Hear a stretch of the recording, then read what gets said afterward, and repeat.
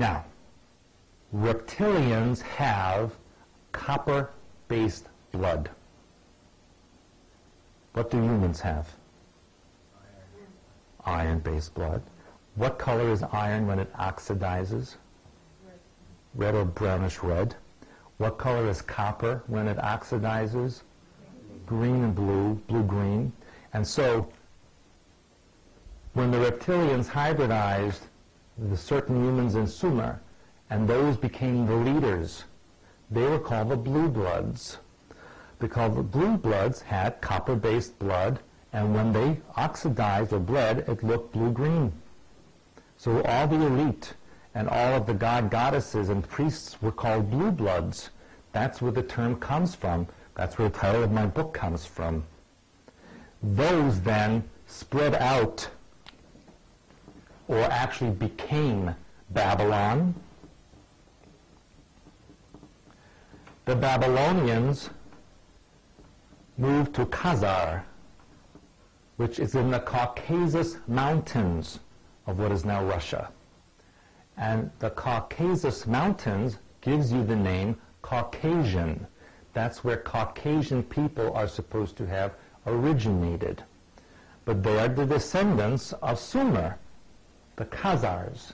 Now, interestingly enough, last year an university in Italy did a test of 800 European men, genetic tests. 80% of them came back with ancestry to Khazar, or no matter what country they were from. And the other 20% showed a Middle Eastern background. So in effect, all come from the same place. The Khazar spread out into Asia and Europe and the Middle East, bringing their reptilian-like religion with them. All of the reptilian religions are based on the number 3. The reason it's based on the number 3 is because the reptilians worship a 3-horned god. That's what they worship. That's their symbol. And in Greece, it was also a trident. And in Egypt, what was it? Also 3-forked object. This went into Egypt, Greece, and even to ancient Israel. How long ago was that? Because Israel is just 5,000 years. This was about 7,000 years ago when it started to spread out. Understand that Atlantis sank in 10,500 BC, approximately, and about 3,000 years later is when this civilization started to emerge because of the hybridization that started to come from underground. And this is what's going on. In fact, where is Afghanistan? Afghanistan is in also the same general region. And what do they tell you about Afghanistan? There are cave systems and tunnel systems, deep and spread out all over the place. That's part of the original tunnel systems that I told you about that lead into the inner earth. They don't pick a spot by accident. They pick it because it's on purpose. And I'm going to get into that more. Suffice to say, and I'm making a very long story short, in Egypt, this god became known as Osiris and Isis. In Greece, it became Apollo and Athena. And in ancient Israel, yes, it became Jesus and Mary. That was the goddess. All based on the number 3, whether it's a cross or a trinity or a trident or a triangle, whatever was used always had number 3 associated with it.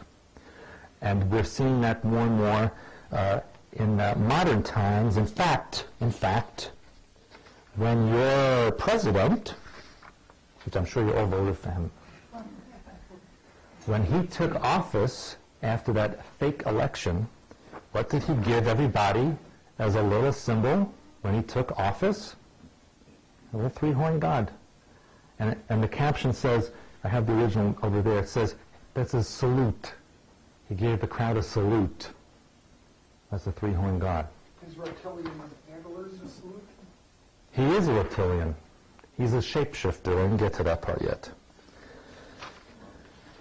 I don't know if you can see it very clearly, but Clinton did this also in his inauguration. It's called the Devil's Salute. They go like this. This is the horns of the devil. This is the face of the devil. And they go like that.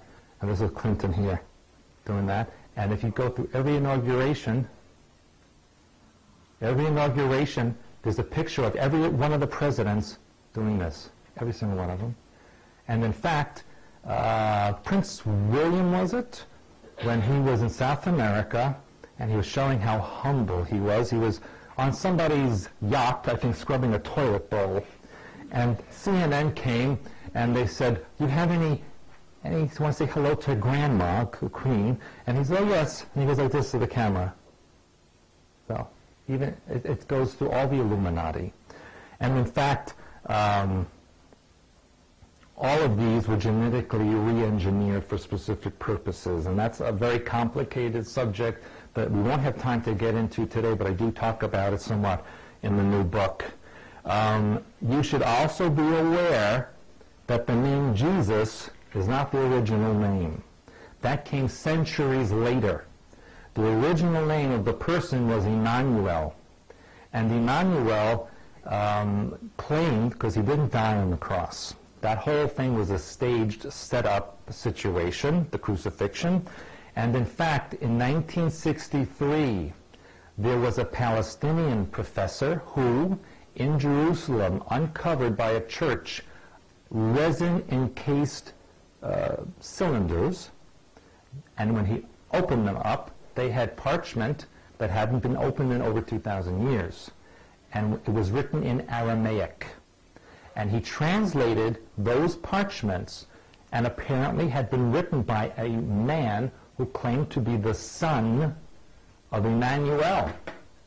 And in those documents it said that Emmanuel married Mary Magdalene and had three children with her, and staged the crucifixion, and was drugged, put up on the cross, taken down, antidote given, and he and the oldest son were sent to India, where his grave can be seen to this very day.